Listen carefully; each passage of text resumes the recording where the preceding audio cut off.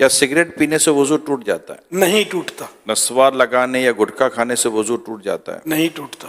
کیا عورت کو ہاتھ لگ جائے یعنی ٹچ ہو جائے تو کیا وضو ٹوٹ جاتا ہے؟ حنفیوں کے نزدیک وضو نہیں ٹوٹتا، کیا گالی دینے یا گانے سننے سے وضو ٹوٹ جاتا ہے؟ نہیں ٹوٹتا۔ کیا بغیر وضو مسجد میں داخل ہو سکتے ہیں؟ جی ہاں، داخل ہو سکتے ہیں، کیا کپڑے تبدیل کرنے سے وضو ٹوٹ جاتا ہے؟ نہیں ٹوٹتا۔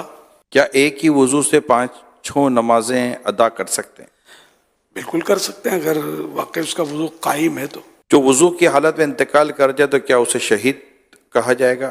جی ہاں، جو وضو کی حالت میں فوت ہو اس کو شہادت کا رتبہ ملتا ہے۔ جو بعد طہارت سویا اور مر گیا، وضو کر کے سویا فوت ہو گیا، وہ بھی شہید ایک ہاتھ سے سر کا مسح کر سکتے ہیں؟ ہو جائے گا۔ مثلا سر کا مسح کیسے کرنا چاہیے؟ سنت تو یہ ہے کہ جیسے کہ دونوں ہاتھ تر ہیں اور سیدھے یہ ہاتھ ملا کے اس طرح لے جائیں کہ ہر بال جو ہے یہ اس پر تری پہنچے پانی کی، سر کے جتنے بال ہیں نا یہ ظاہر ان سب کے اوپر آ جائے، یہ سنت ادا ہو گئی۔ اور چوتھائی سر کا مسا جو ہے یہ فرض ہے۔ گوشت کھانے کے بعد کیا دوبارہ وضو کرنا چاہیے؟ گوشت کھانے سے وضو نہیں ٹوٹتا، اونٹ کا گوشت کھایا تو مستحب ہے کہ وضو کر لے، وضو ٹوٹتا نہیں اس سے بھی۔ وضو کے دوران منہ، ہاتھ یا پاؤں ایک بار دھویا تو کیا وضو ہو جائے گا؟ وضو ہو جائے گا، سنت چھوٹی، کیا ناخن کاٹنے سے وضو ٹوٹ جاتا ہے؟ نہیں ٹوٹتا۔ شیشے کے سامنے کھڑے ہو گئے تو وضو ٹوٹ جائے گا؟ آئینہ دیکھنے سے وضو نہیں ٹوٹتا۔ وضو کے بعد دعا پڑھنے کی کوئی فضیلت ہے؟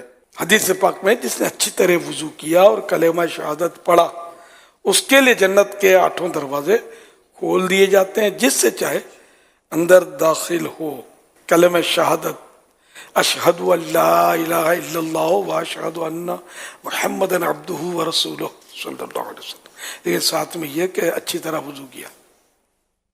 یہ دشواری، اس میں تھوڑی کمزوری ہے ہماری کہ اچھی طرح وضو ہم کرتے نہیں ہیں۔ کیا ہنسنے سے وضو ٹوٹتا ہے؟ نماز کے علاوہ ہنسنے سے وضو نہیں ٹوٹتا۔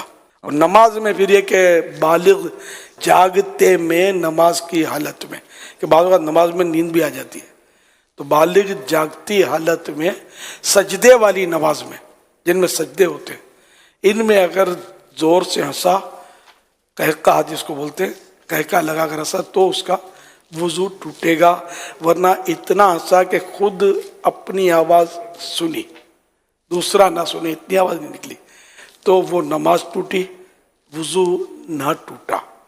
اب مسکرایا، کچھ بھی نماز نہ آواز آئی، نہ خود کو نہ کسی کو، تو نہ نماز ٹوٹی نہ وضو ٹوٹا۔